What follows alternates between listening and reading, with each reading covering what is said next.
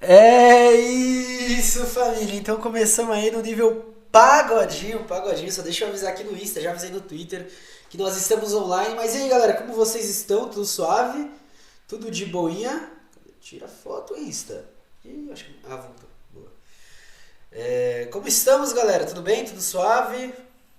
Tudo de boa? Hoje, então, vamos encerrar o livro Racismo Estrutural, do Silvio Almeida. Deixa eu dar uma baixadinha aqui na câmera. Ah, não cai. Meu Deus do céu. Só um desastre. É isso, queria lembrar vocês aí também de se manterem hidratados, tá, família? Se manterem hidratados. E agora, a gente vai pela primeira vez aí fazer o teste do LED que chegou aqui. Que não é um LED muito forte, mas assim, eu espero que dê uma melhorada. Não muda muita coisa na câmera, né? Enfim, agora tá com o LEDzinho, vocês podem ver, ele tá passando todo ali atrás. Enfim, eu não sei se assim muda muito mais. Não muda muita coisa não. É isso, é só dar um tchan assim no fundo, tá ligado? De vez em quando. Salve, salve, Minhoca 2D. Muito obrigado pela raid. Pra quem ainda não segue Minhoca 2D, sigam Minhoca 2D. Muito obrigado aí por chegar aí. Salve, salve. Estamos começando a live agora. Acabou agora o time, né? Que fica aquele timezinho lá.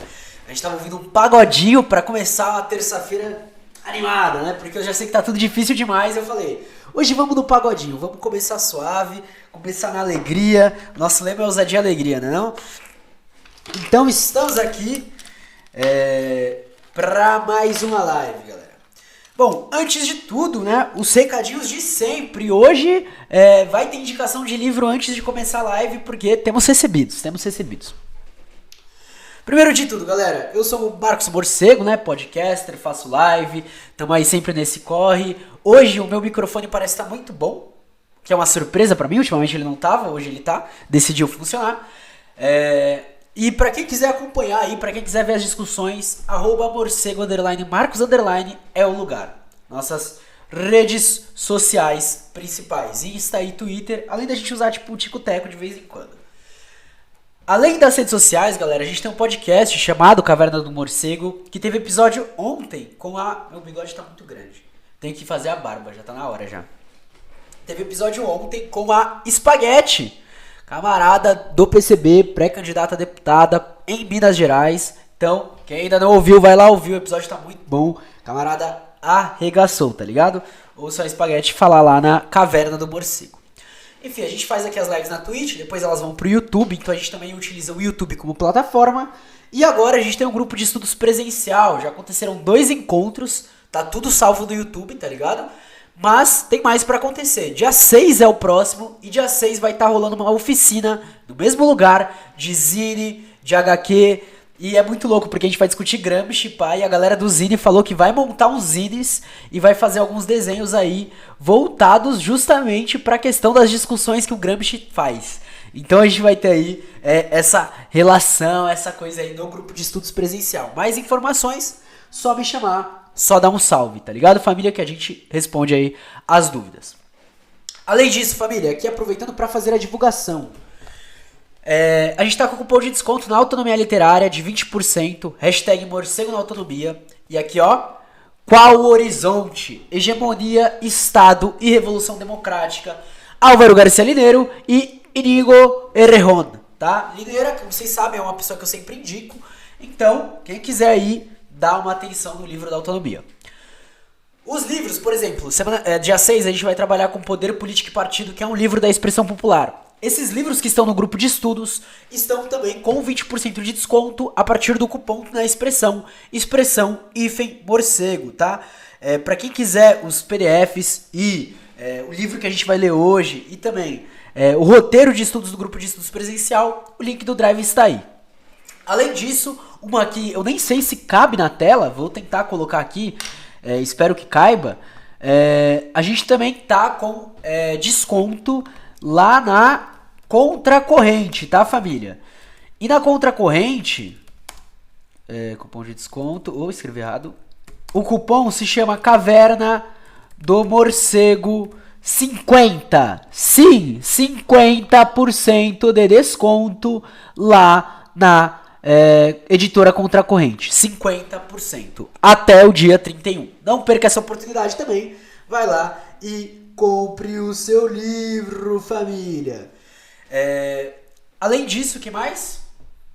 É claro, se você curtiu os projetos, você pode apoiar a gente através do apoia.se/Caverna Morcego, que é o nosso Apoia-se, através do Pix, né? O Pix está aí, mpbl953@gmail.com, e o QR Code está aqui no canto, ou se inscrevendo aqui na Twitch mesmo. Isso daí já ajuda pra caramba. Agora que a gente recebeu a primeira vez, fica mais tranquilo, tá, família? Bom, é isso. Algumas dúvidas, comentários, perguntas, coisas que vocês querem que eu conte, comente rapidamente. Agora é a hora, antes da gente entrar no texto, tá? Porque hoje a gente tem coisa pra caralho pra ler e coisa muito boa. Coisa muito boa. Pra quem já estiver abrindo o Drive, a gente tá em Racismo e Desenvolvimento. No livro físico é página 190. Não sei que página que é no PDF. Mas enfim, deixar vocês aí comentando. Qualquer coisa, se não tiver nada pra falar. Pô, morcego, estamos aqui. Já era.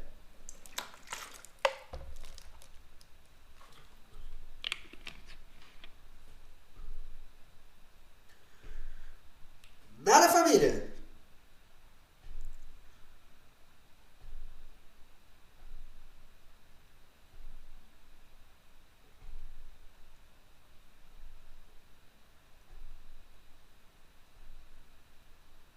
Ninguém vai falar nada. Então a gente pode ir pra leitura? Pelo menos vocês têm que responder, porque vai que vocês não querem que eu vá.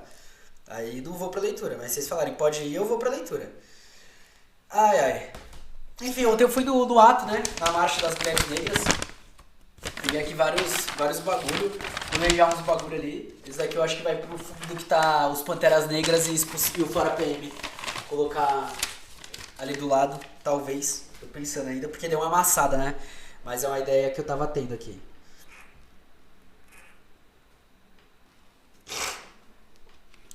Então nada, posso ir pra leitura, família? Se ninguém for falar nada, irei começar a leitura então. Tá? Racismo e Desenvolvimento, né, no livro Racismo Estrutural do Silvio Almeida. E bora que hoje o assunto é quente demais. Há diferentes definições do que é desenvolvimento. Primeiro ponto, desenvolvimento econômico. Mas, fundamentalmente, os teóricos consentem sobre a ideia de que o desenvolvimento não se restringe a crescimento. Ou seja, não é apenas aumento do produto interno bruto, do PIB. Não é apenas as somas das riquezas produzidas num país em um ano. E que envolve modernização da economia por meio de um processo de industrialização, o qual permita a um país superar as condições de dependência e subdesenvolvimento. Então, a questão do desenvolvimento econômico, ela não vai ser apenas a questão do PIB, mas vai ser a questão justamente da sociedade como um todo e dos processos de modernização que acontecem ali dentro, ainda no nível de discussão econômica, tá? As teorias do desenvolvimento descrevem a complexidade desses processos de industrialização, visto que eles requerem algumas mudanças sociais profundas que só vão ser conduzidas através das políticas nacionais, que fornecem condições objetivas, mas também subjetivas, para que ocorra, então, este processo. Marcar aqui. As condições objetivas vão ser a criação por parte do Estado de meios jurídicos, de meios financeiros e meios tecnológicos para a instalação de parques industriais. Ou seja, você formar mercado interno, instituir políticas fiscais, monetárias, salariais, defesa nacional compatíveis com o surgimento de uma nova economia. Então, as condições materiais desse desenvolvimento vão ser justamente o investimento que há para que surjam trabalhos, para que surjam empresas, para que surjam indústrias, para que as pessoas estejam formando a cadeia produtiva, né? Já as condições subjetivas vão dizer respeito à constituição da mão de obra compatível com as exigências dessa indústria em formação e de padrões de consumo adaptados ao mercado emergente. Então, vai ser a criação de, por exemplo, escolas que profissionalizem os profissionais para as áreas que estão surgindo, indústrias, empresas, e que também brote um mercado consumidor que consiga captar tudo isso. A complexidade de um processo como esse exige a mobilização de vários setores da universidade, como os governos, as universidades, as empresas, os trabalhadores e as associações. E um projeto nacional. E só quem pode organizar isso é o próprio Estado. O único que pode planejar e executar as medidas necessárias para a implantação das condições para o desenvolvimento. Só que, enfim, a gente sabe a questão do Estado, né? Acho que é uma discussão que a gente pode entrar mais pra frente, mas só pontuar. Vamos lá. Um projeto nacional de desenvolvimento não se resume, portanto, ao campo da economia em sentido estrito. Então, estamos falando de projeto nacional de desenvolvimento. A gente tem, por exemplo, candidatos que estão falando sobre esse nacional desenvolvimentismo. Perfeito. Agora entra a grande questão. O Estado, ele não é maleável pela pessoa que está ali à frente. Existe um projeto de nacional desenvolvimentismo organizado da forma que venha do Estado para a sociedade hoje que funcione no Brasil? Não. É porque é um projeto mal formulado? Não. É porque o nosso Estado não é capaz de fazer isso. Ele não vai fazer isso. Não vai fazer isso. Projetos nacionais de desenvolvimento são, sobretudo, projetos políticos, que vão se voltar à constituição de um novo imaginário social, de uma identidade cultural mobilizada em torno das exigências sociopolíticas, da industrialização, formação de mercado interno e defesa nacional. Lembrando, galera, se vocês quiserem comentar, podem ir falando, viu? Enfim, não fiquem acuados, amoados. Eu ia falar moedo, mas deixa quieto, nada a ver. Ainda, quem vai ser mais rigoroso nessa definição do desenvolvimentismo e vai incluir, vai falar que só pode ser desenvolvimentista enquanto estiver tendo um estado de bem-estar social. Estado de bem-estar social, aquele estado que aconteceu nos países do centro do capital, que justamente, em resposta ao que vinha o processo da União Soviética, buscavam dar melhores condições aos trabalhadores, aos grupos subalternos, às pessoas excluídas e marginalizadas. Então, vamos implementar alguns direitos aqui, colocar umas coisas aqui, para não sei o quê, para que todo mundo tenha uma casa, para que todo mundo consiga se alimentar e tal, e se desenvolver num sentido, né, bem raso da palavra, mas ok, se desenvolver. Segundo essa perspectiva, então, o desenvolvimentismo não seria apenas modernização e industrialização, né, tendo em vista um projeto nacional.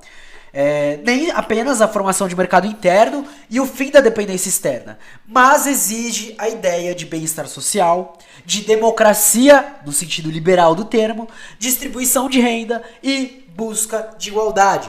Coisas que nós tivemos raras vezes dentro do sistema capitalista. Apenas quando existe o modelo econômico exige uma resposta contra outro que busca romper com ele. Por exemplo, a resposta ao socialismo. Apenas nesses momentos. Então, esse desenvolvimento teria como objetivo central a homogeneização social. O maior teórico disso é o grande Celso Furtado, economista, que a gente estuda bastante, tanto em economia como em sociais, que diz: as teorias do desenvolvimento são esquemas explicativos dos processos sociais, em que exige a assimilação de novas técnicas e o consequente aumento de produtividade que vão conduzir à melhoria do bem-estar de uma população com crescente homogeneização social. Então ele vai falar sobre essa relação existente e necessária entre novas técnicas, aumento de produtividade e bem-estar. Porque se você exige novas técnicas e exige uma maior produtividade, não necessariamente você tem o bem-estar. Muito pelo contrário, no capitalismo, conforme acontece isso, você tem mais ainda uma concentração de renda e de lucro, de um lado, enquanto do outro lado fica mais pobre. O aumento persistente da produtividade não conduz à redução da heterogeneidade social, ou pelo menos não o faz espontaneamente dentro dos mecanismos do mercado, que é o que ele acaba de pontuar aqui. Naturalmente isso não acontece, essa homogeneização social, né? Deixa eu marcar aqui, qual é 203, Celso Furtado, marcado. Por isso, pode-se dizer que o Brasil não experimentou desenvolvimento ao longo de sua história, somente o crescimento econômico. A industrialização não resultou em distribuição de renda e bem-estar para a população.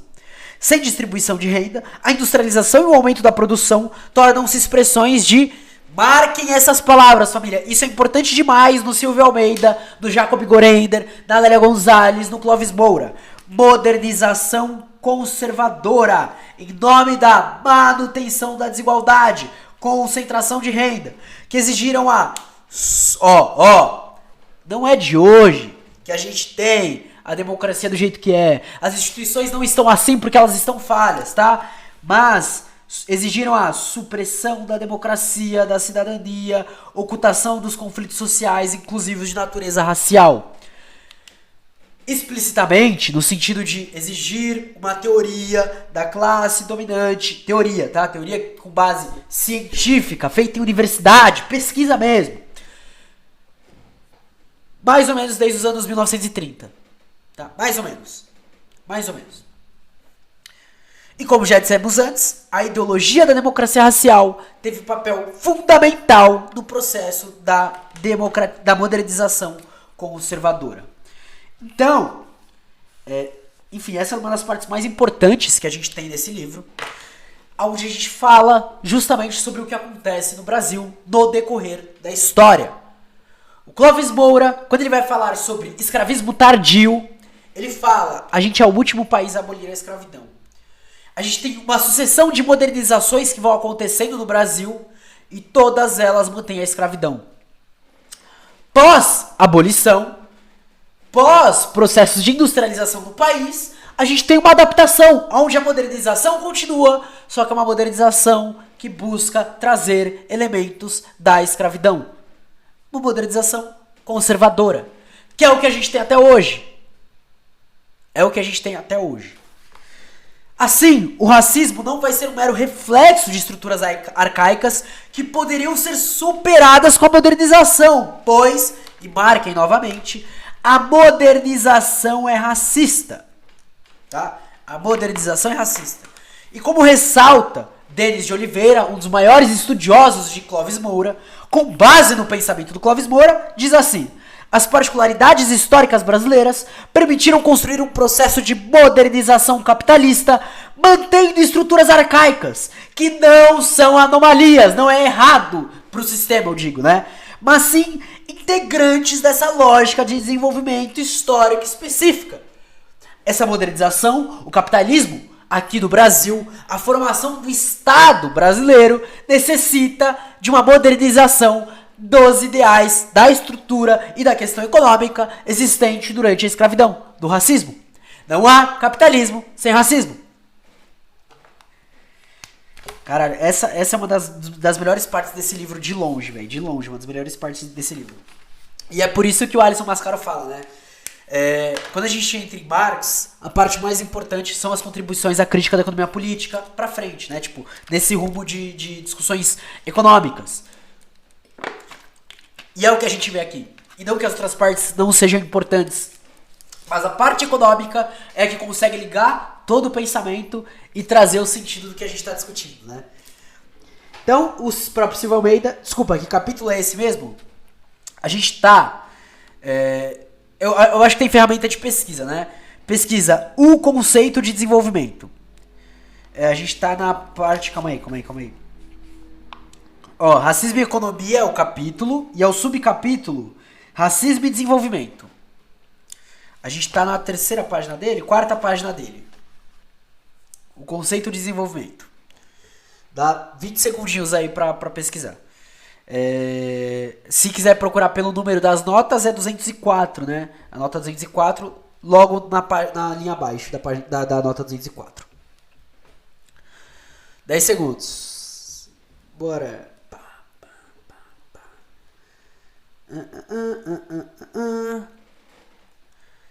Boa. O conceito de desenvolvimento refere-se, portanto, ao que ocorre nos limites da sociedade capitalista. Marquem aí, então. O conceito de desenvolvimento refere-se ao que ocorre nos limites da sociedade capitalista.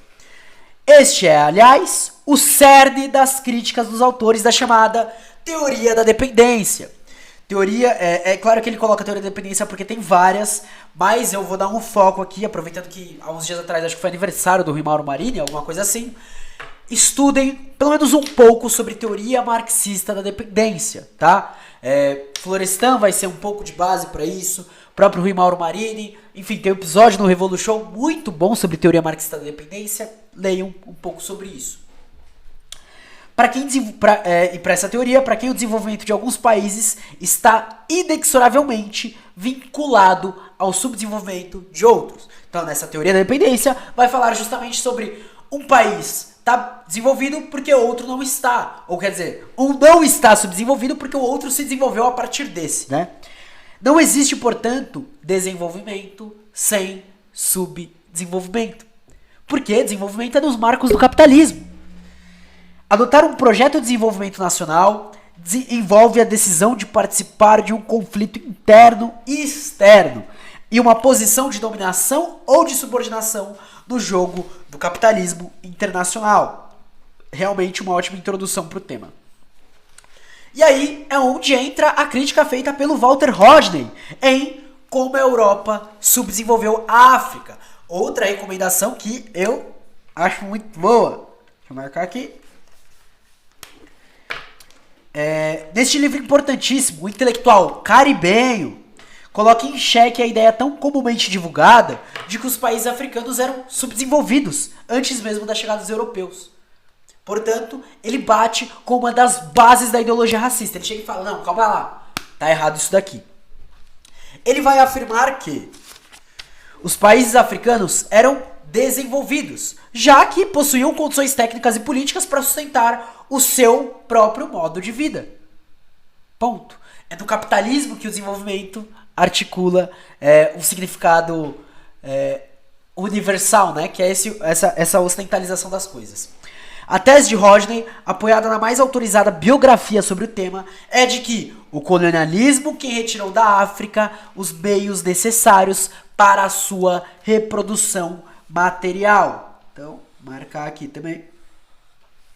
A Europa, portanto, industrializou-se, criou um mercado interno, construiu instituições políticas e jurídicas, a sua própria democracia sobre os cadáveres de milhões de africanos e africanas que foram expropriados, torturados, escravizados e assassinados. Foi a Europa, portanto, que subdesenvolveu a África, a América Latina e também a Ásia. Importante pra caralho. Marca aqui. Para Rodney, o colonialismo é inevitável para que o desenvolvimento capitalista aconteça. Marca da cor mais forte que vocês tiverem, família. O colonialismo é inevitável para que o desenvolvimento capitalista aconteça. É isso a fase que Marx dá o nome de acumulação primitiva do capital. É isso que a Rosa Luxemburgo vai olhar e vai falar, beleza, começa assim. Mas até os dias de hoje o que acontece é em partes essa acumulação primitiva, porque continua existindo relações próximas de exploração, expropriação, subordinação e por aí vai. Não há desenvolvimento capitalista sem um processo de subdesenvolvimento criado, fabricado, orquestrado pelos desenvolvidos. Processo em que o racismo tem grande relevo. Reparem, o capitalismo só consegue se desenvolver a partir do subdesenvolvimento de outras regiões. Essas regiões vão ser regiões que não eram integradas ao capitalismo, porque ele é expansionista. Portanto, a formação do capitalismo vai acompanhar pelo colonialismo e pela dominação de terras, territórios, povos e culturas. Para que seja justificada essa colonização, entra o elemento racial. Não necessariamente, você é preto, eu sou branco, mas nas mais variadas formas existentes do racismo, do que define uma raça, do que caracteriza uma raça. E é claro, das várias explicações que vão existir, dependendo do país, dependendo do autor, dependendo de quem está falando, dependendo de quem está fazendo a expedição e por aí vai. Mas é um elemento criado. Parem, é um elemento criado. A discussão, por exemplo, sobre raça, ela vai existir a partir de um determinado tempo. Ela não é uma discussão que existe historicamente e é a histórica, existe desde sempre.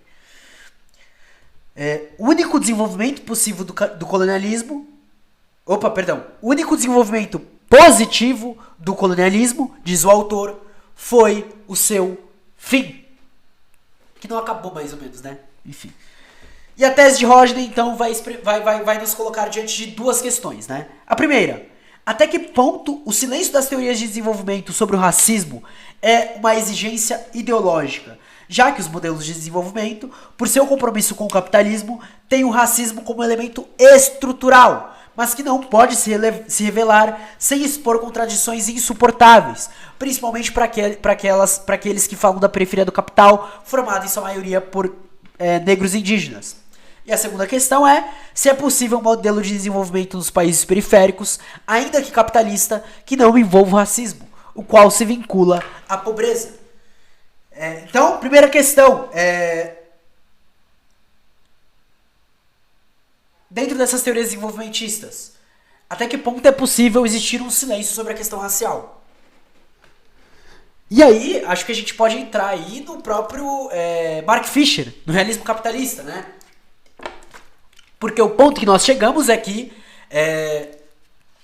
dentro, por exemplo, das esquerdas desenvolvimentistas que aderem aos programas neoliberais da América Latina, que são majoritariamente compostas por pessoas brancas, então a gente está falando da esquerda reformista, mas aquela mais nacional desenvolvimentista, frequentemente eles vão ser racistas, por exemplo. Muito frequentemente. Muito, mas muito frequentemente. Isso é um elemento que mostra que, na verdade, a situação do capitalismo, e por mais que não esteja na teoria, na prática e no discurso, estará marcadamente presente as questões racistas. Segunda questão, é possível uma questão de desenvolvimento capitalista nas periferias do capital sem o racismo? Não, porque existe intrinsecamente a questão racial e a questão de classe.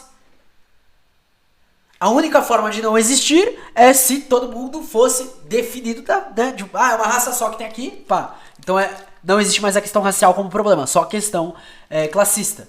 Mas o capitalismo não consegue existir sem o racismo. Ele não consegue existir sem isso. Então, não. Se é possível um modelo desenvolvimentista sem o racismo, a história não nos mostrou. Não existe. Mas se os próprios desenvolvimentistas acreditam que a história é o encontro da contingência com o planejamento, a perspectiva teórica por eles adotada poderia dar vazão a uma reflexão desenvolvimentista que englobasse um projeto nacional antirracista. E aqui entra o meu ponto de desacordo com o Silvio Almeida. Não existe. Porque se a gente fala de cadeia produtiva e tal, não sei o que, inevitavelmente nós passaremos por uma questão, por exemplo, de racismo ambiental. Inevitavelmente nós passaremos por uma questão de posse de terra. E o capitalismo ele não permite um desenvolvimento de bem-estar social, família. Não existe isso. Em países como o Brasil, não se poderia pensar em desenvolvimento sem um projeto nacional que atacasse o racismo como fundamento da desigualdade e da desintegração do país. Isso não é uma questão somente de natureza ética, mas fundamentalmente de natureza econômica. Industrialização sem distribuição de renda e sem um ataque vigoroso às desigualdades estruturais, dentre as quais as sociais e de gênero, e inviabilizaria a ampliação do mercado interno sem a manutenção da dependência de financiamento e tecnologia externos. Portanto, se a gente fala de tudo isso, a gente tem que falar que o Projeto Nacional Desenvolvimentista ele tem que romper com a questão imperialista. E, desde Mariátegui, desde antes dos anos 1930, já se tem como teoria para a América Latina que é impossível a burguesia nacional, os latifundiários nacionalistas, romperem com a questão imperialista pela forma que a cadeia produtiva se forma e pela forma, inevitavelmente, que o Estado se consolida com a forma política particular daqui. Portanto, não é possível. E aqui é meu ponto de desacordo com o que o Sr. Almeida está expondo aqui. Assim pensava Guerreiro Ramos, antropólogo, leiam Alberto Guerreiro Ramos. Importante demais, galera, importante demais. Que chamava a atenção para o fato de que, sem um compromisso político com o desmantelamento do racismo, inclusive com a promoção de uma inteligência negra compromissada com a transformação social e que não fizesse do negro mero objeto de estudo, a construção de uma nação seria impossível. E aí tem a introdução à crítica da sociologia, introdução crítica à sociologia brasileira. Cadê a galera das sociais? Leiam Alberto Guerreiro Ramos. Marcar aqui. No Brasil, particularmente, é curioso notar como até mesmo os desenvolvimentistas progressistas silenciam sobre a questão racial. É o que eu estava falando. Mas isso não é apenas um silêncio. Mas é porque o desenvolvimentismo na América Latina, ele é pautado na ordem. Ele não rompe com a ordem capitalista, ele não rompe com a questão imperialista, ele não rompe com nada disso. Portanto, é impossível. E mais do que isso, como incorporam o discurso da democracia racial e da mestiçagem de forma crítica. Para alguns deles, portanto, falar de raça e racismo levaria à desintegração social e à criação de conflitos inexistentes. Que é o que essa galera, por exemplo, vários dirigentes do PT falam, né? Não, vocês estão querendo separar a esquerda, vocês estão querendo criar brigas que não existem. Não, caralho, se a gente fala de raça e racismo, a gente tá falando de um problema existente, porra. A gente fala justamente porque esse problema já existe. Não é falar dele que causa o problema.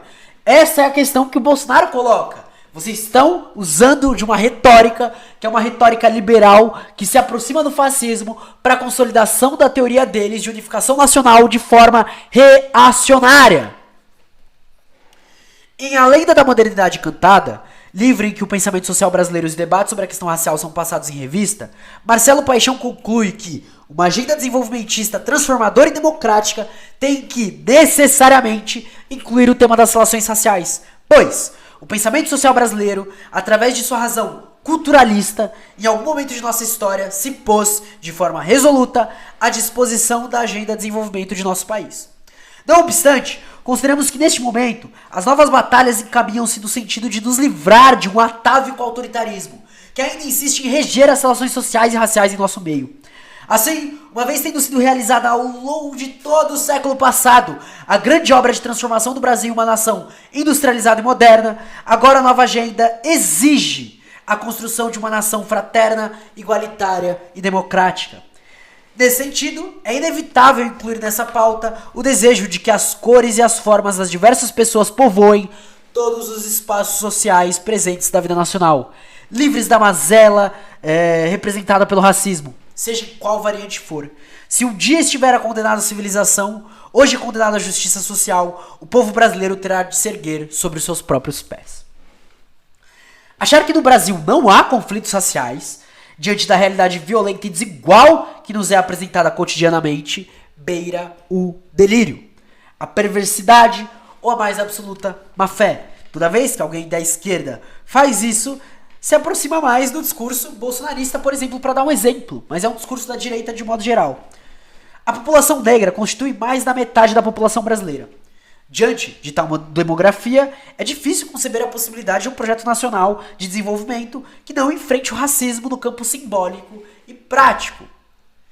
Só que, voltando ao próprio nome do livro, se falamos de racismo estrutural, portanto, se desenvolvimento tem que enfrentar o racismo, tem que enfrentar a estrutura capitalista. Portanto, desenvolvimento se dará em outros termos que não nos marcos da sociedade burguesa.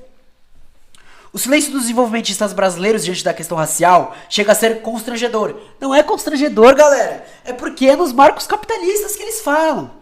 Pois tudo se passa como se a questão nacional racial não fosse medular no pensamento social brasileiro.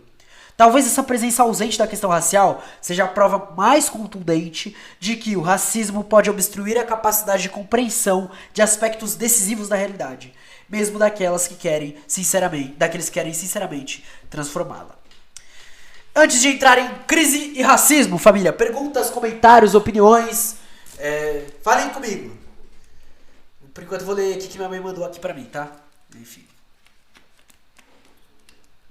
Ah, minha mãe deu um aplausinho na foto com a Erika Hilton. Que fofo. Que fofo. Fofo.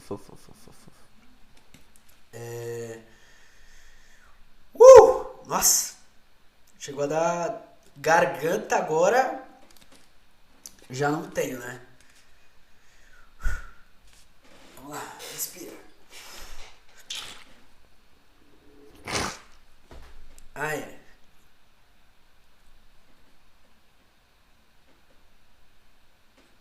Nada, família. Caralho, vocês estão quietos, hein? Falar pra vocês, rapaziada. Hoje vocês estão no silencio. Então bora lá. Crise e racismo. Se tiverem comentário, pode continuar escrevendo, pode comentar aí, tá, família? Não se acanhem. há dois fatores sistematicamente negligenciados pelos analistas da atual crise econômica. Dois fatores. Sendo o primeiro, o caráter estrutural e sistêmico da crise. Para quem ouviu a live que eu fiz com a Thaís Leite, a gente não fala mais só de crise, mas a gente fala de colapso. Em geral, são destacados como motivos determinantes da crise os erros e os excessos cometidos pelo agente do mercado ou pelo governante da vez. O que a gente tem agora é culpa do PT. Aí os petistas vão olhar e vão falar, é tudo culpa do Bolsonaro. E fica só nisso. E reparem como é um erro que a própria esquerda faz, tá? O caminho intelectual dessa explicação é o individualismo, o que reduz a crise a um problema moral e ou jurídico.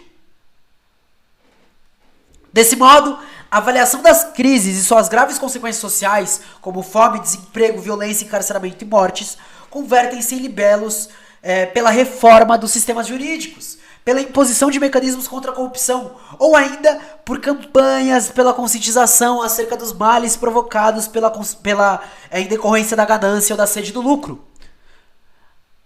Reparem nos elementos que ele pontua aqui, saca? Mas pode olhar e falar, não, é porque o Bolsonaro adora a morte, é porque ele é um fascista. Tá, mas de onde decorre a possibilidade dele fazer o que ele quiser? É só porque as instituições deixaram e porque ele é fascista? É só isso que isso quer dizer? É só porque meia dúzia de banqueiro quer lucrar? Não tem nada que estruture isso, saca? A gente não coloca essa pergunta pra jogo. A gente se mantém nesse nível de debate. E esse é o nível de debate da esquerda liberal, que é o mesmo nível de debate que o Bolsonaro usou e a direita usa há anos e anos e anos. Enfim, tanto causas quanto efeitos vão recair apenas sobre sujeitos e nunca vão ser questionadas as estruturas sociais que permitem a repetição desses comportamentos e as relações que desencadeiam as crises. O segundo fator, esquecido pelos estudiosos da crise, intimamente ligado ao primeiro, é a especificidade que a crise assume no tocante aos grupos sociais que a sociologia denomina minorias. Então, qual é a relação da crise com essas minorias?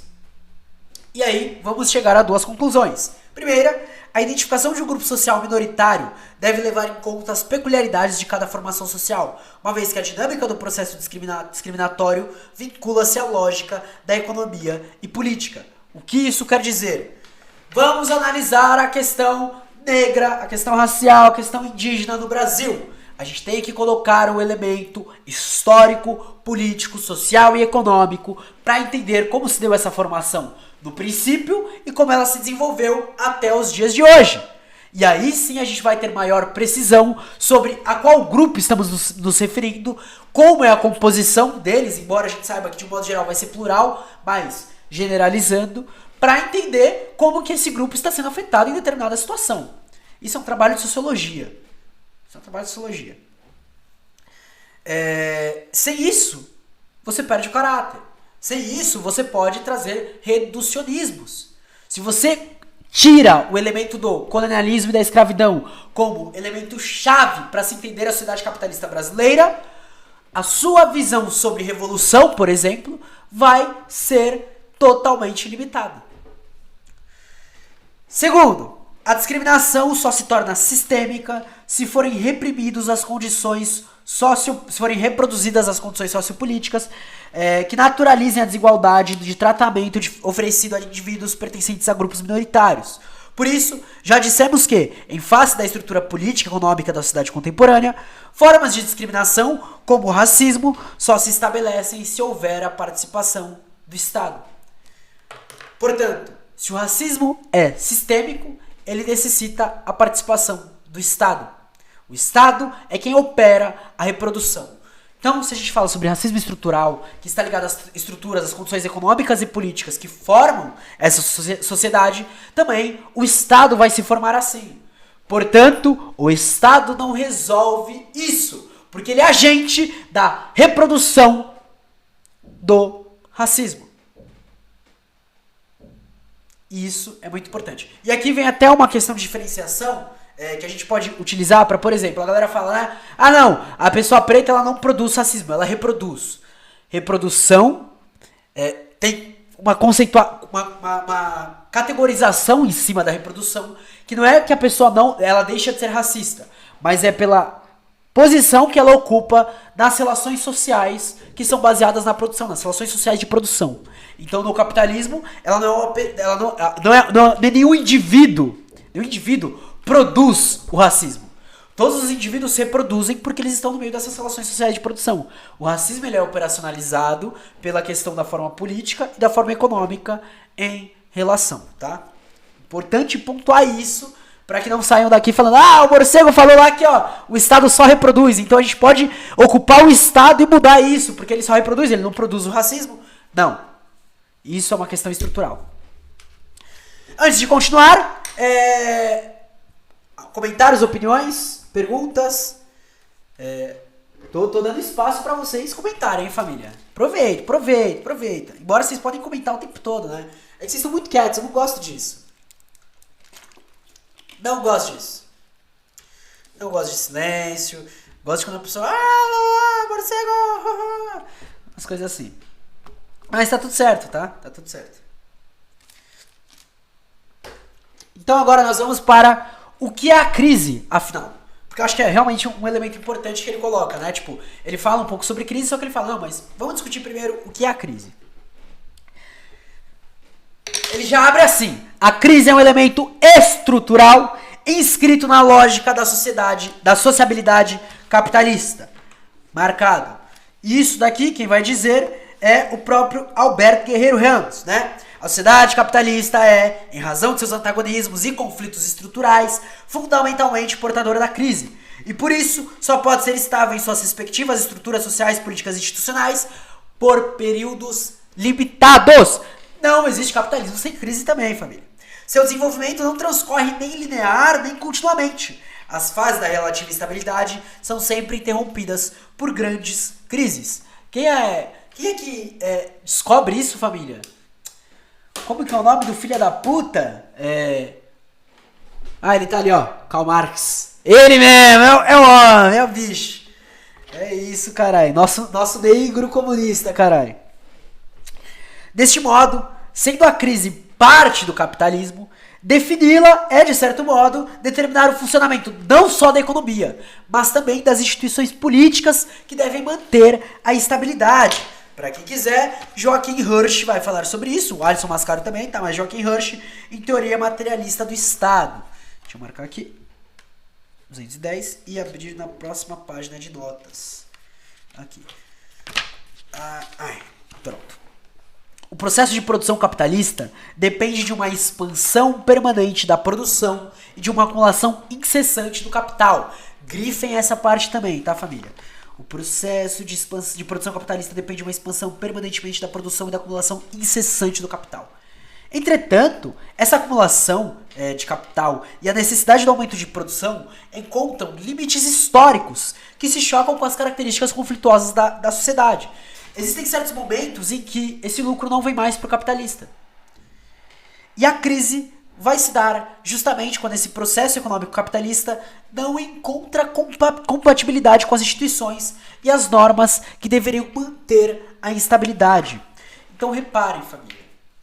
A partir do momento que esse limite se encontra, tá? A partir do momento que esse limite se encontra, é necessário uma crise. Não que os capitalistas vão articular essa crise, porque o capitalismo, ele cresce, e perdão aos camaradas anarquistas, mas é a palavra mais utilizada, de forma anárquica. Não existe uma condução de como o capitalismo vai se desenvolver. Ele simplesmente vai se desenvolvendo. Quando ele chega nos limites, uma crise acontece. E geralmente, quando acontece essa crise, acontece o que a gente vê agora. O lucro em cima da morte. Os capitalistas não sofrem com a crise. Quer dizer, no primeiro momento eles sofrem, né? Mas logo após, eles conseguem reverter essa crise como um novo momento de expansão. E se a gente fala, por exemplo, de um colapso do capitalismo, o que vai acontecer? Mesmo quando o governo de esquerda entrar, ele não vai conseguir manter a questão de uma lógica mais próxima do bem-estar social. Por quê? Se a gente fala de colapso, o capitalismo ele não consegue se estabilizar para que a gente consiga, operacionalizar os marcos. Muito pelo contrário, ele vai necessitar o tempo todo estar lucrando na morte das pessoas. Porque é isso que a crise vai representar. Portanto, eles vão aderir aos projetos neoliberais. Boric do Chile é um exemplo disso. É do Chile? Acho que é, né? Mas a questão dos limites que a própria América Latina está se encontrando. Essa crise que você está falando é a crise cíclica do capital? Exato. Porque o capital, ele necessita de uma crise. Porém, a crise que a gente adentrou agora, e agora a gente vai colocar de 2015 para cá, é chamada por alguns estudiosos, principalmente marxistas, de colapso do capital. É uma crise que a gente nunca vai conseguir superar, a não ser que se acabe com o sistema capitalista. E é o que a gente está vendo agora. A gente está indo para uma segunda doença de expansão mundial. A gente está indo para governos de esquerda que não conseguem romper com a lógica neoliberal. Muito pelo contrário, eles estão se rendendo. Vai sair trabalho aqui na Caverna do Morcego especificamente sobre isso e sobre esses momentos. A gente está vendo uma invasão expansionista dos territórios que lutam contra a colonização. A gente está no processo de uma nova colonização. O Estado de Israel com o povo palestino é isso. O que o Estado curdo está fazendo com as mulheres de Rojava é isso. O que está acontecendo no Brasil, por exemplo, onde ninguém impede, é porque é uma certa normalidade. A aliança Lula e Alckmin não vem como nada. Vem como um processo que acontece na América Latina nos últimos 10 anos, que todo governo de esquerda aceita as questões liberais, exceto Venezuela e a luta popular na Bolívia, que é o que barra qualquer coisa desse tipo de acontecer. A luta popular, a luta do povo, é a única coisa que consegue barrar minimamente isso daí. Que é o que acontece na Palestina, na resistência, ou na Revolução do Kurdistão. Resistência. Isso, sei lá, de 2008 para 2015 a gente não conseguiu uma estabilidade. De 2015 para cá a gente também não conseguiu uma estabilidade. Nem a níveis nacionais, por exemplo, Estados Unidos, países da Europa, nem a nível internacional, no sentido de tudo que acontece de forma interligada. As crises revelam-se, portanto, como a incapacidade do sistema capitalista, em determinados momentos da história, de promover a integração social por meio das regras sociais vigentes. O capitalismo não consegue.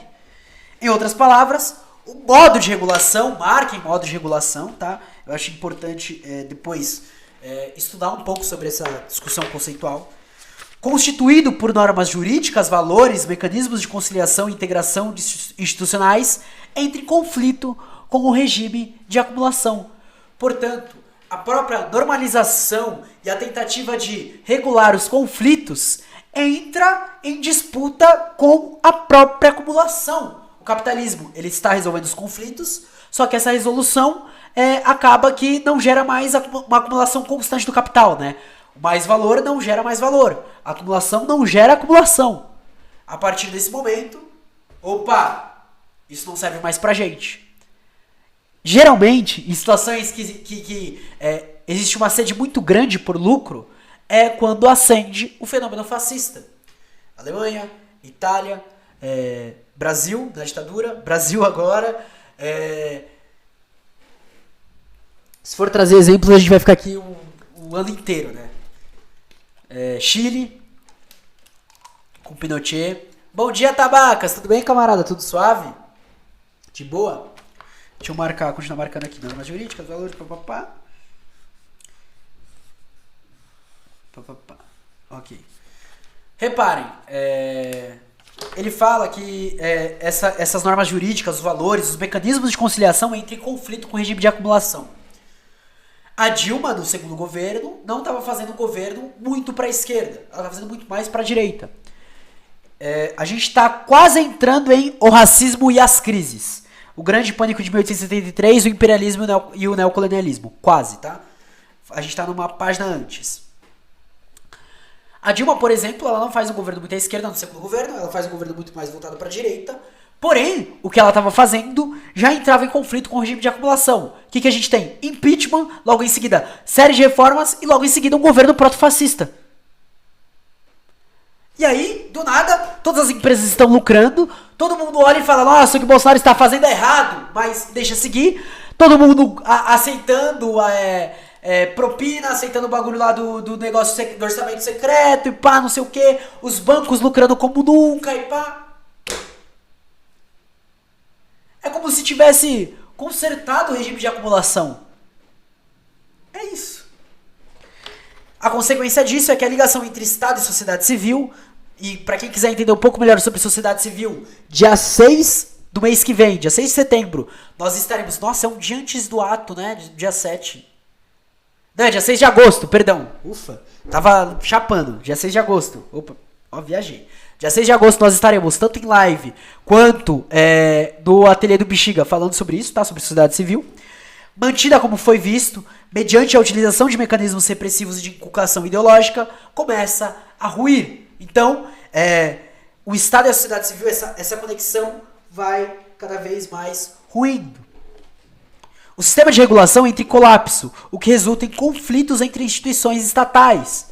Por exemplo, entre o executivo e o judiciário, que é o que a gente vê hoje. Independência de órgãos governamentais que passam a se voltar uns contra os outros e funcionar para além de qualquer previsibilidade, direção governamental e estabilidade política. Passa a não ser mais possível convencer as pessoas que viver sob certas regras é normal e a violência estatal torna-se um meio de controle social recorrente. Pausa. Crítica à leitura que o Silvio Almeida está impondo aqui, tá? Tá colocando, impondo não, colocando.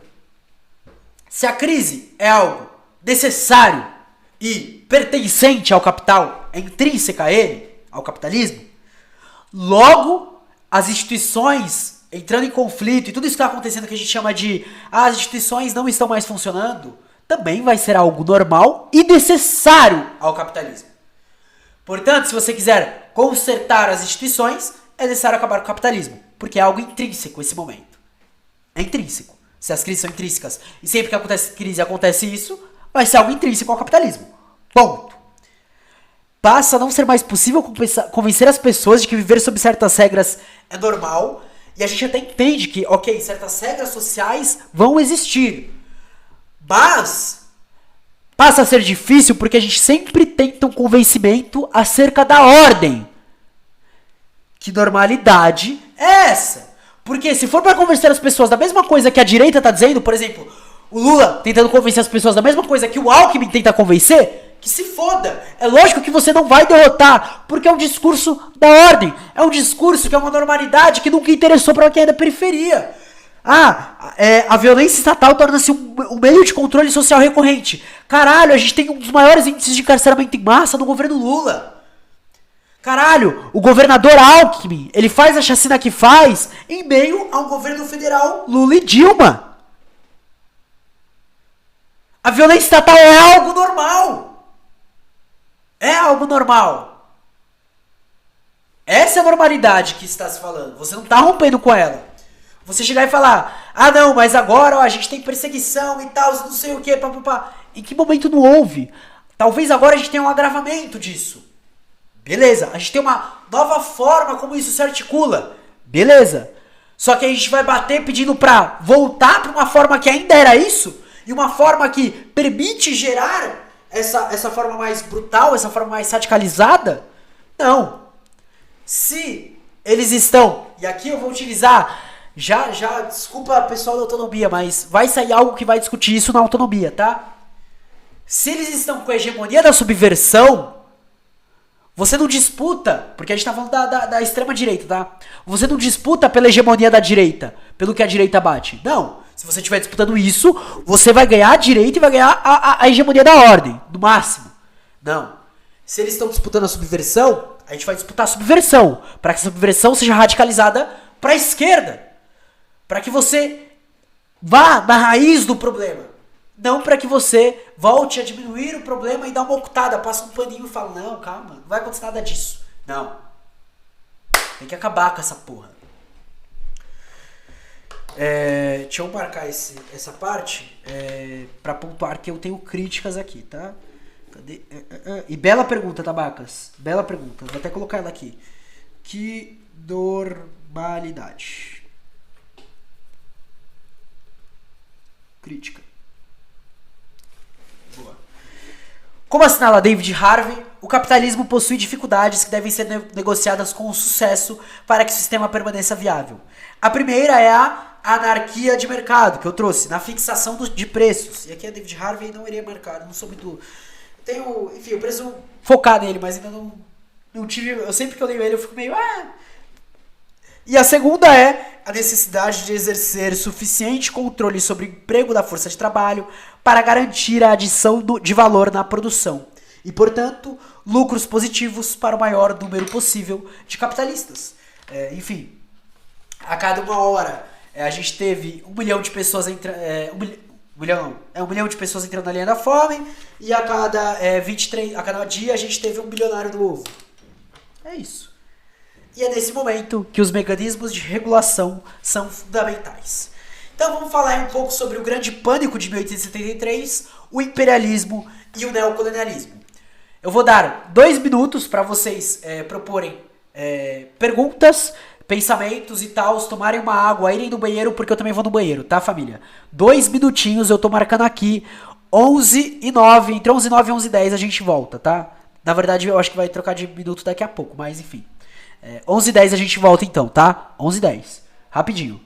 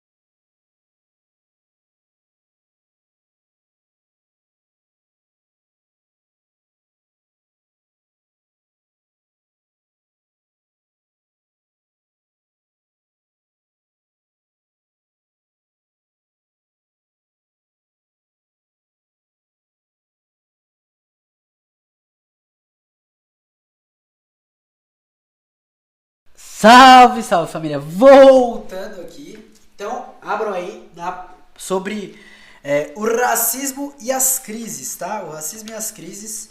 Já estamos no final do livro, tá? Agora é rapidinho esse final, embora seja um final bem interessante, um final muito bom. A gente entra aqui em questões excelentes. Já 11h10, então, Racismo e a Crise, o Grande Pânico de 1873, o imperialismo e o neocolonialismo. A história do racismo moderno se entrelaça com a história das crises estruturais do capitalismo. Importante, vou grifar aqui só pra ter essa observação grifada, tá? Ai, não é essa cor, cara. Caiu o marca-texto. Ai, meu Deus. Calma aí. Pronto, agora eu peguei a cor certa. Agora sim.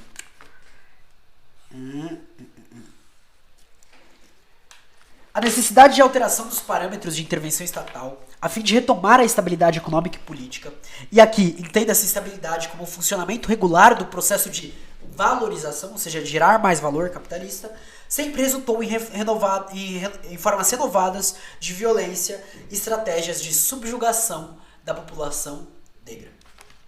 Portanto, o que a gente tem, historicamente falando, é que toda vez que precisa de alguma geração de mais valor do que já estava gerando, quem vai sofrer vai ser a população negra. Simplesmente porque são negros? Não, mas porque existe a relação racista com a questão capitalista, a questão de raça e classe, né? Justamente os grupos subalternos é que vai estar se fudendo. Por exemplo, no Brasil a gente tem uma questão que toda a classe trabalhadora se fudeu.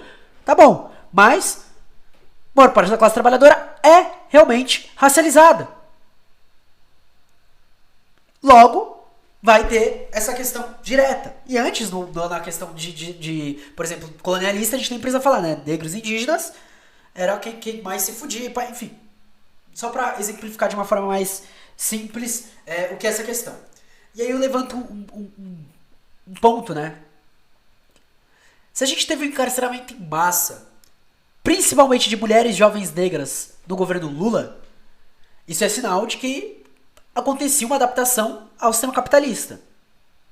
Porque a gente tá falando, sei lá, 2008 acontece a crise, né? Começa a crise a nível mundial. 2010, 2011, 2012 até 2016 é quando acontece esse aumento, né? De 2010 a 2016. Logo, tem uma relação direta, né? E isso é muito importante pra gente entender os limites de uma centro-esquerda, né? A primeira grande crise de 1873, conhecida como Pânico de 1873, resultou na alteração brutal das relações capitalistas. Além de modificar toda a produção industrial do mundo, redefinir o equilíbrio político e militar e alterar o sistema de financeiro monetário internacional, essa crise foi o ponto de partida para o imperialismo e mais tarde para a Primeira Guerra Mundial. Então essa crise é realmente importante.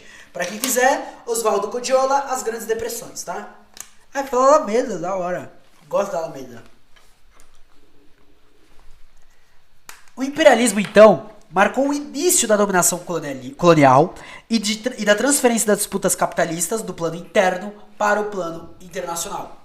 Então, o imperialismo ele vai alterar a forma como ocorre a dominação, porque, reparem, se ele fala que marca o início da dominação colonial, então o imperialismo começa em 1500. Ele não começa apenas depois de 1890 e pouco, tá? Isso porque a crise de superacumulação do capital obrigou o capitalismo a expandir-se além das fronteiras. Ele precisava de mercado. O capitalismo, né? Eu sempre cito Ailton Krenak, ele come mundos. Ele vai precisar dessa expansão. A acumulação primitiva do capital é isso. Você ir para lugares que não são capitalistas e instituir dominação. Essa é a explicação econômica do imperialismo, mas que também teve como base um argumento ideológico preponderante: o racismo. A ideologia imperialista baseou-se no racismo e na ideia eurocêntrica do progresso. E aqui eu vou citar um livro que eu particularmente, embora ache chato pra caralho, mas ele é bom, Colonialismo e Luta Anticolonial, o livro do Domênico Losurdo. Ele explica historicamente, desde esse começo, a ideia de progresso. Os povos da África, por exemplo, precisavam ser salvos pelo conquistador europeu de seu atraso natural. Essa ideologia racista, somada ao discurso pseudocientífico do darwinismo social, mas o darwinismo social só vem bem depois, tá? Primeiro existe questão religiosa, existem várias questões que vão entrando aí nesse meio, que afirmava a superioridade natural do homem branco, isso após a consolidação capitalista, depois dos anos 1800, foram um elemento legitimador da pilhagem, dos assassinatos e da destruição promovidos pelos europeus no continente africano. E aí a gente tem uma nota, que é novamente Oswaldo Codiola. Beleza. A fúria da conquista colonial, que teve em considerações racistas, de superioridade civilizacional, seu principal alicerce ideológico, até setores da Internacional Socialista, basicamente, confinada basicamente à Europa, admitiam a expansão colonial em nome da obra civilizadora. E seus países se definiam como alemão Eduard David, social imperialistas. Produziu vítimas em número maior que os holocaustos europeus do século XX. E fez também nascerem movimentos de resistência, que finalmente incorporaram os povos coloniais à luta política mundial contemporânea. Portanto, ao mesmo tempo que surge o imperialismo dessa forma, surgem os movimentos de resistência. Já disse Clovis Moura, aonde pisou a escravidão, pisou as revoluções e as rebeliões de escravos. Social imperialista aí complica. É foda, né? Não, é foda. Família, bebam água pra aguentar essa porra aí, pra conseguir engolir. Opa, quem que seguiu aqui? Calma aí que meu bagulho tá bugado. Salve, doido do trem, seja bem-vindo, camarada. Muito obrigado pelo follow aí, muito obrigado por seguir a camarada do morcego. Seja bem-vindo, estamos aqui lendo Racismo Estrutural de Silvio Almeida, encerrando o livro. Inclusive, hoje eu vou jogar lá no Insta, a gente vai ter que ver qual vai ser a próxima leitura, né, família? Continuando. A Shirley Baby, a crítica da razão negra, apresenta os laços inextricáveis entre morte e negócio, na esteira relação entre imperialismo, colonialismo e racismo. O que eu estava falando antes, lucro e morte. Ele fala de morte e negócios. Esta brutal investida fora da Europa ficará conhecida pelo termo colonização ou imperialismo. Ok, eu separaria esses dois, mas tudo bem. Sendo uma das maneiras de a pretensão europeia ao domínio universal se manifestar. A colonização é uma forma de poder constituinte na qual a relação com a terra, as populações e o território associa de modo inédito na história da humanidade as três lógicas da raça, da burocracia e do negócio. Na ordem colonial, a raça opera enquanto princípio do corpo político. A raça permite classificar os seres humanos em categorias físicas e mentais específicas. A burocracia emerge como um dispositivo de dominação. Já a rede que liga a morte e o negócio opera como matriz fulcral do poder. A força passa a ser a lei, e a lei tem por conteúdo a própria força. Ele fala com outras palavras o que a gente vem discutindo, tá?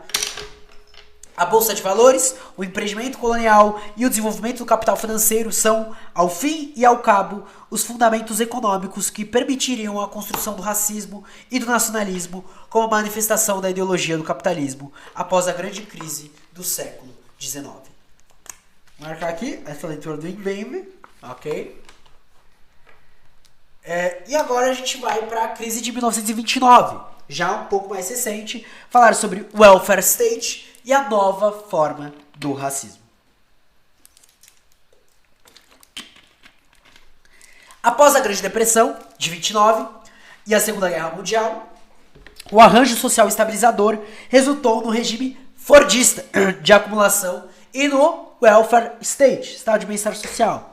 A produção industrial em larga escala e o consumo de massa foram articulados com a ampliação de direitos sociais e políticas de integração. Ó, que delícia, hein? Muito bom! Dos grupos sociais ao mercado consumidor. Entretanto, mesmo o estado social, seja ele keynesiano ou seja o welfare state, estado de bem-estar social, vou parar de falar agora, só vou falar em inglês, foi incapaz de lidar com os problemas sociais que estruturam o capitalismo. Aqui que está o ponto. O estado de bem-estar social não consegue lidar com a questão capitalista, família. Não consegue. A desigualdade... grifa com a cor mais forte.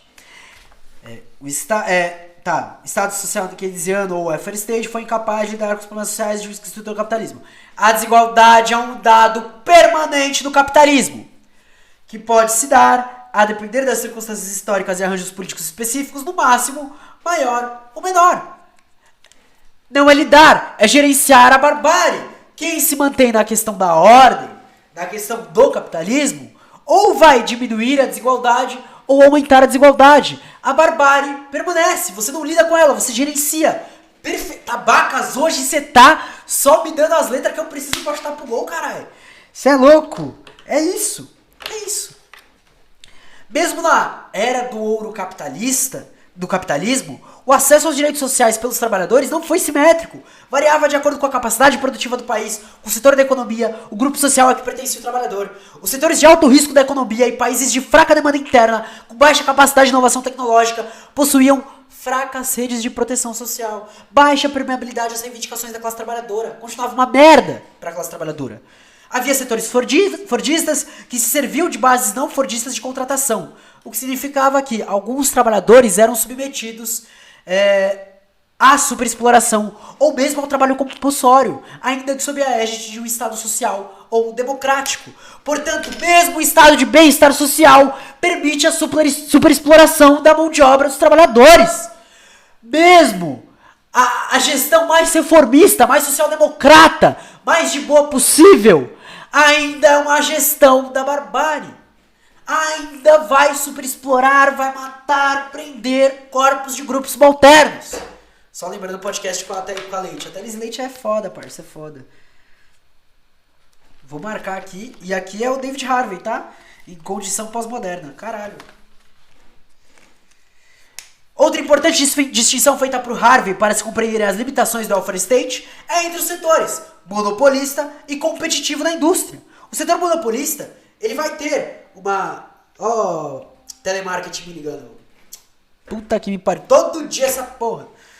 O setor monopolista, ele vai ter uma alta demanda em que os conflitos encontravam lugar para converterem-se em direito. Mas, no setor competitivo, que é de alto risco, baixo salário e de subcontratações, é onde mulheres, negros, imigrantes, indígenas, todos os grupos subalternos vão ser alocados, longe da proteção de sindicatos fortes e da incidência de direitos sociais. Por exemplo, galera, quais são os grupos que estão presentes em prostituição, em telemarketing, em motoristas de aplicativo? Quais são os grupos?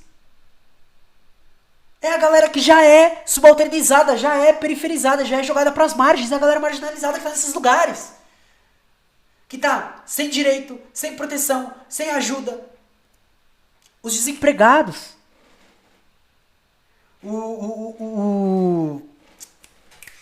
Cadê? O Martim Baró, ele fala... Galera, a gente tá falando sobre psicologia social, sobre psicologia histórico-cultural, os caralho a quatro, a gente fala que a gente é revolucionário e pá, não sei o quê. Só que a gente tá, atuando com gente já organizada, a gente tá atuando com sindicatos já formados e tal, não sei o quê. E a galera que tá distante disso? E a galera que tá totalmente à margem, em todos os sentidos?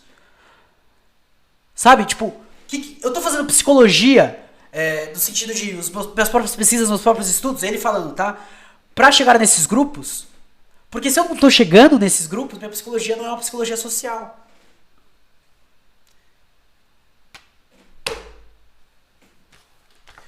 A enorme... É dessa forma que racismo e sexismo se colocam determinadas pessoas em seu devido lugar. Ou seja, nos setores menos protegidos e mais precarizados da economia. A enorme contradição de uma sociedade que pregava universalidade de direitos, mas na qual negros, mulheres e imigrantes eram tratados como casos de polícia, gerou movimentos de contestação social. Opa, salve, salve, Balão Breno, seja bem-vindo, Baião Breno, seja bem-vindo, muito obrigado pelo follow. Gerou movimentos de contestação social e que colocaram em xeque a coerência ideológica e a estabilidade política do arranjo socioeconômico do pós-guerra. O que tem que ser feito? Nós chegaremos lá, a gente está acabando já o livro, então a gente vai encerrar com chave de ouro. Ressalta-se que até mesmo o movimento sindical e as organizações de esquerda mostraram profundas limitações. É isso, a gente tem que olhar para essas limitações, estudar essas limitações, aprender com essas limitações e superar essas limitações. Assim como ocorre ainda hoje, para a realização de uma crítica e até uma autocrítica que expusesse o racismo e o machismo que impregnavam suas próprias estruturas. Não é só bolsonarista que é racista, que é machista, que é transfóbico, caralho a quatro. Mas dentro dos nossos próprios grupos a gente tem... A única forma de lidar com a denúncia dos movimentos sociais, as contradições do welfare state, foi a criminalização e a perseguição aos radicais, aos criminosos e aos comunistas, que ameaçavam as bases de uma sociedade livre. E aí, agora a indicação é de Herbert Marcuse. Para quem não leu Marcuse, lê Marcuse em A Ideologia da Sociedade Industrial. Vou marcar aqui. Enfim, como entrou gente, deixa eu mandar o drive. A gente tá no último subcapítulo do livro do Silvio Almeida, Racismo Estrutural, tá? A gente tá entrando em neoliberalismo e racismo.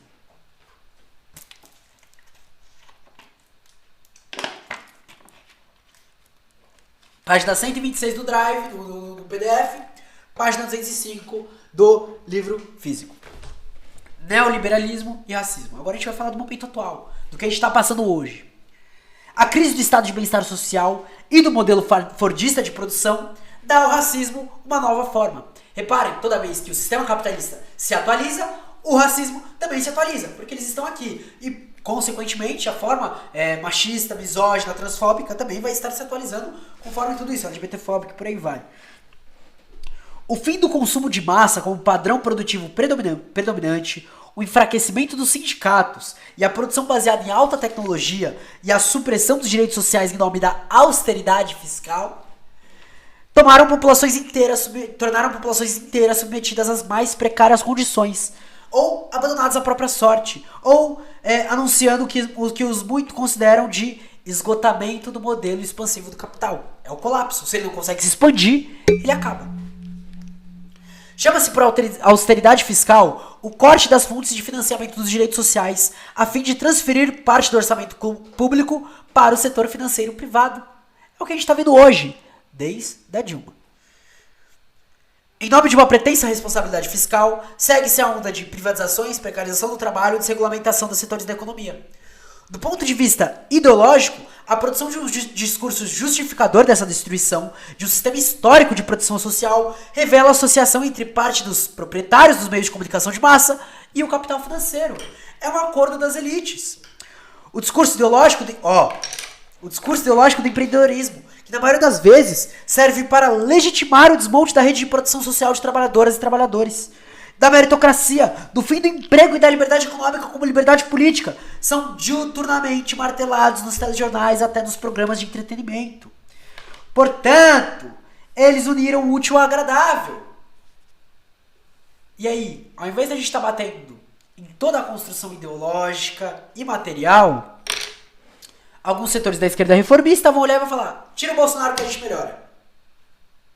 Não começa em Bolsonaro, não vai terminar em Bolsonaro. Tá? E outros setores da esquerda radical vão estar vendo vídeo de criança falando de empreendedorismo e zoando. Cara, a gente tem toda uma questão ideológica sendo construída, a gente não tá batendo na base ideológica. A gente tá batendo em quem tá fazendo o discurso, e eles podem colocar qualquer porra de pessoa pra fazer o discurso. Ah, uma pessoa foi tirada ali, não faz mais sentido dela, tá? Coloca outra. A Uber passando rolo com essa propaganda, seja empreendedor de si mesmo. Exato. Ao mesmo tempo, naturaliza-se a figura do inimigo, do bandido que ameaça a integração social, distraindo a sociedade que é amedrontada pelos programas policiais, pelo noticiário, aceita a intervenção repressiva do Estado em nome de segurança. Tá, vamos lá. O Datena existe só a partir do governo Bolsonaro ou existia antes? Mas que na verdade vai servir para conter o inconformismo social diante do esgarçamento provocado pela gestão neoliberal do capitalismo. Mais do que isso, o regime de acumulação, que alguns denominam de pós-fordista, dependerá cada vez mais da supressão da democracia. Quem diz isso é Pierre Dardot e Christian Laval, mas isso é a democracia no sentido ainda liberal, tá? A captura do orçamento pelo capital financeiro envolve a formulação de um discurso que transforma decisões políticas, em especial que envolvem finanças públicas e macroeconomia, em decisões técnicas de especialistas, infensas à participação popular. Portanto, o ingresso desse discurso, das práticas, da política e do dinheiro nessa questão é justamente a tecnicização de todo o governo, a especialização de todo o governo, que separa a questão econômica da questão política, que vai ser inevitavelmente neoliberal. O esfacelamento da sociabilidade regida pelo trabalho abstrato e pela valorização do valor resulta em terríveis tragédias sociais. Haja visto que o movimento da economia e da política não é mais da integração do mercado. Há que se lembrar que na lógica liberal, o mercado é da sociedade civil. Como não serão integrados ao mercado, seja como consumidores ou como trabalhadores, ou seja, esses grupos subalternos mais marginalizados não serão integrados ao mercado. Jovens negros, pobres, moradores de periferia, minorias sexuais serão vitimados por fome, epidemias ou pela eliminação física, promovida diretamente ou indiretamente pelo Estado. O exemplo disso é o corte nos direitos sociais. Outro exemplo é o encarceramento em massa. Outro exemplo é a questão de não dar comida para as pessoas, para estudantes, para crianças, tá ligado? Marcar aqui essa parte, tá?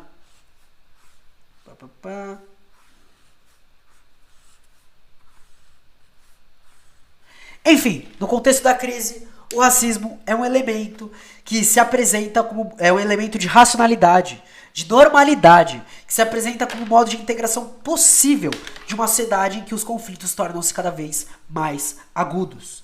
A superação do racismo passa pela reflexão de formas de sociabilidade, que não se alimentem de uma lógica de conflitos, contradições e antagonismos sociais que no máximo podem ser mantidos por controle, mas nunca resolvidos, portanto apenas com o socialismo. Todavia, a busca por uma nova economia e por formas alternativas de organização é tarefa impossível sem que o racismo e outras formas de discriminação sejam compreendidas como parte essencial dos processos de exploração e de opressão de uma sociedade que se quer transformar. Portanto, a gente tem que passar pelo processo de conscientização, que ele está de mais variadas formas, de mais variadas lutas, de mais variados jeitos, e transformar esse processo de conscientização em prática. E uma luta antirracista verdadeiramente antirracista. Tava na marcha ontem, foi uma marcha fantástica. E só uma vez, porque assim, deu pra ver que certos grupos estavam querendo fazer comício lá, né? Só uma vez que eu vi uma fala que ela, assim, é sempre esse tipo de fala, né?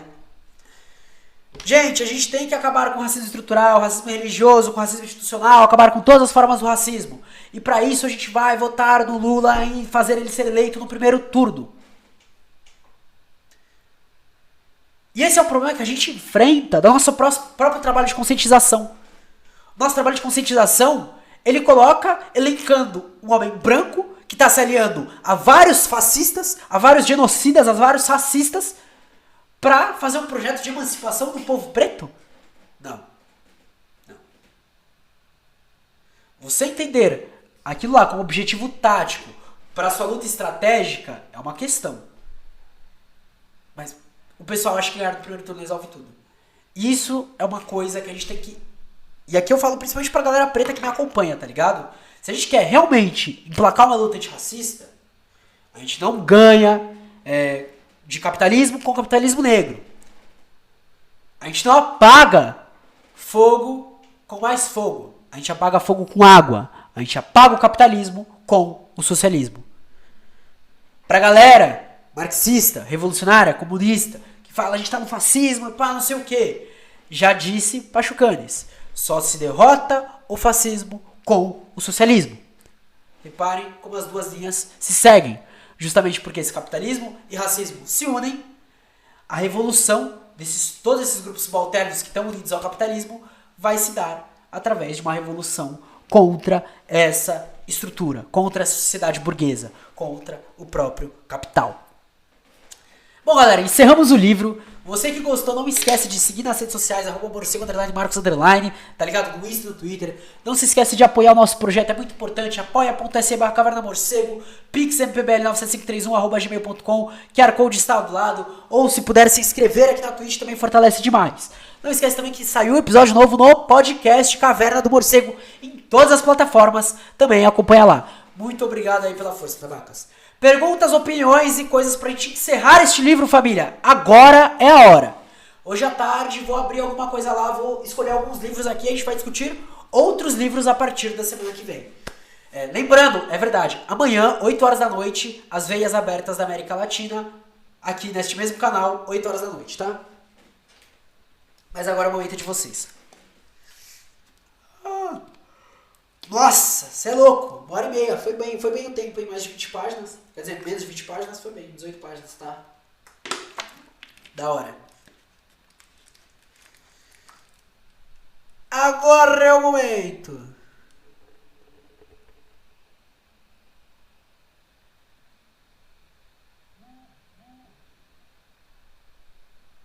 Pá, pá, pá. Pá, pá, pá, pá, pá, pá, pá. Morcego, assunto nada a ver. A Minhoca tá fazendo uma revista virtual que a gente pode contribuir com imagens, desenhos, textos e poesias. Porra, da hora, Tabacas. Pode desenvolver aí, pode desenvolver aí. Deixa eu ver uma coisa aqui.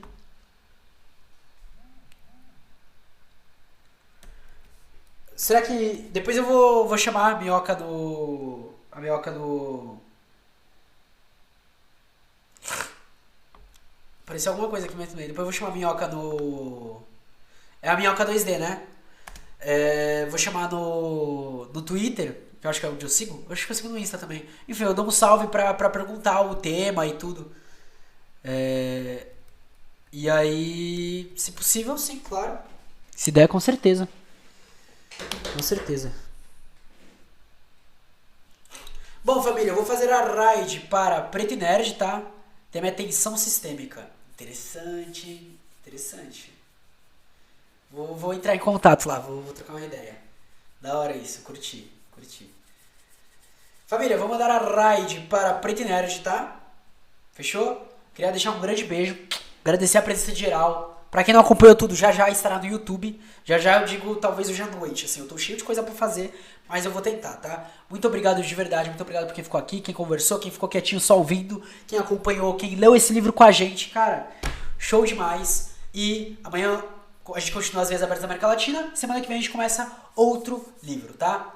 Grande beijo, até mais, tchau!